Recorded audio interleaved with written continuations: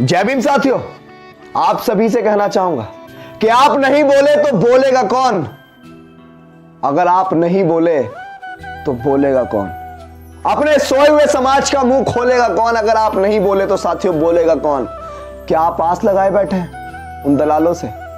क्या आप आस लगाए बैठे हैं उन गद्दारों से? हमारे सबसे बड़े धनुधर एकलव्य का छल से अंगूठा काटने वालों से? क्या आप आस लगाए बैठे हैं उन गद्दारों से? मां सावित्रीबाई फूले के ऊपर गोबर फेंकने वालों से? क्या आप आस लगाए बैठे हैं उन दलालों से, उन गद्दारों से, उन मक्कारों से? क्या आप आस लगाए बैठे हैं? साथियों, अगर आप आज नहीं जागे तो आगे आएगा कौन? अपने सोए हुए समाज को जगाएगा कौन? अगर आप नहीं बोले तो साथियों बोलेगा कौन? आप कब तक बनेंगे दूसरों की भीड़ का हिस्सा? कि आप कब तक बनेंगे दूसरों की भीड़ का हिस्सा? गौरव गाथा से भरा पड़ा है बहुजन समाज का किस्सा। गौरव गाथा से भरा पड़ा है बहुजन समाज का किस्सा। मानवता, दया, करुणा, साहस और विद्वता। कि मानवता, दया, करुणा और साहस और विद्वता अपने सोए हुए समाज को आप नहीं सुनाएंगे तो साथियों सुनाएगा कौन? आप नहीं सुनाएंगे तो साथियों सुनाएगा कौन? आप नहीं बोले तो बोलेगा कौन? अपने सोए हुए समाज का मुंह खोलेगा कौन? पता है किसने कहा था हमें बोलने वाला समाज? पता है किसने कहा था हमें बोलने वाला समाज बनाना है? एससी, एसटी, ओबीसी, माइनॉरिटी को मिल बहुजन समाज बनकर इस देश की सत्ता को हथियाना है।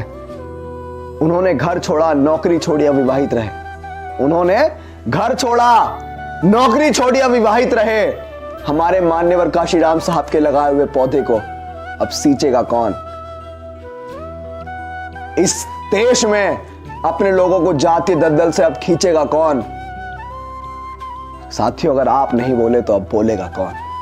अपने सोए हुए समाज का मुंह खोलेगा कौन? अगर आप नहीं बोले तो साथियों बोलेगा कौन? मान्यवर काशीराम साहब एक बात कह के गए थे कि जिनके हुक्मरान होते हैं उनके साथ कभी अत्याचार नहीं होते हैं।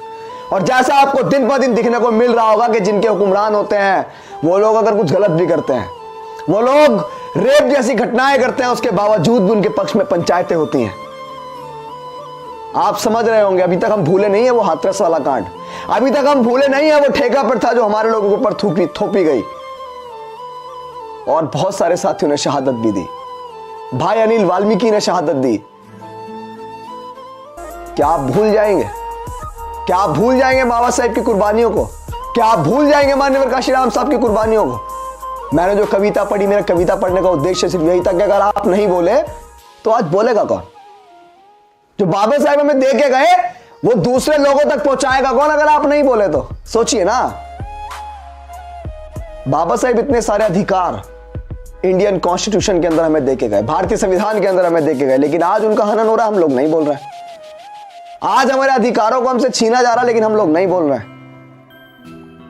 साथियों, मान्यवर काशीराम साहब वो जिन्होंने कश्मीर से लेकर कन्याकुमारी तक, छत्तीसगढ़, पंजाब, अरुणाचल प्रदेश, राजस्थान, मध्य प्रदेश, पूरे देश में बहुजन मूवमेंट को फैलाया। वो चाहते थे, उनका भी सपना था कि बहुजन समाज इस देश की सत्ता को हासिल करे जिसको हमें कभी छूने का मौका नहीं दिया गया। लेकिन हमारे नौजवान साथी आज भटक रहे हैं जगह जगह। नहीं पता है कि कैसे हम लोग इस देश की सत्ता को हथियाएंगे। नहीं पता है कैसे हथियाएंगे। मत भूलिए, बाबा साहेब को इस देश में बड़े लेवल पर जनवाने वाले, और मैं ये कहूं कि बाबा साहेब का दूसरा रूप थे मान्यवर काशीराम साहब। आपको नहीं भूलना है मान्यवर काशीराम साहब को भी। मान्यवर काशीराम साहब वो शख्स थे जिन्होंने अपना घर परिवार छोड़ा, जिन्होंने अपनी नौकरी छोड़ी, जिन्होंने ये कस्में ली कि मैं कभी घर नहीं जाऊंगा, ये समाज ही मेरा घर है, मैं कभी धन संपत्ति नहीं रखूंगा, ये समाज ही मेरी धन संपत्ति है, मैं कभी शादी नहीं करूंगा, मैं किसी के मरे में नहीं जाऊंगा, मैं किसी की खुशी में नहीं जाऊंगा। सोचिए, ये प्रतिज्ञा में बहुत आम लग रही होंगी, लेकिन जब इन प्रतिज्ञाओं के साथ हम अपना जीवन व्यतीत करेंगे, जब पता लगेगा कि कितनी कठिनाइयों का सामना होता है। 20 किलोमीटर की दूरी थी, मान्यवर काशीराम साहब एक सभा कर रहे थे, मात्र 20 किलोमीटर की दूरी थी, पिता की मृत्यु हो गई। जब पता लगा कि साहब आपकी पिता की मृत्यु हो चुकी है, साहब मात्र 20 किलोमीटर दूर थे, चाहते तो जा सकते थे, लेकिन कहा कि नहीं, ये जितने सारे लोग सभा में बैठे हैं सब मेरे बाप है, इस समाज का दर्द होता है, लेकिन हम लोग उस समाज के दर्द को नहीं समझ रहे हैं। हमारी आंखों के सामने हमारे भाइयों को, हमारी बहनों को मारा जाता है, पीटा जाता है, हमारे समाज के ऊपर गाली गलौज करी जाती है, लेकिन हम लोग सिर्फ देखते रहते हैं। हम लोग आवाज नहीं उठाते हैं। पीढ़ियों को गुलाम बनाने के लिए बैठे हुए हो क्या?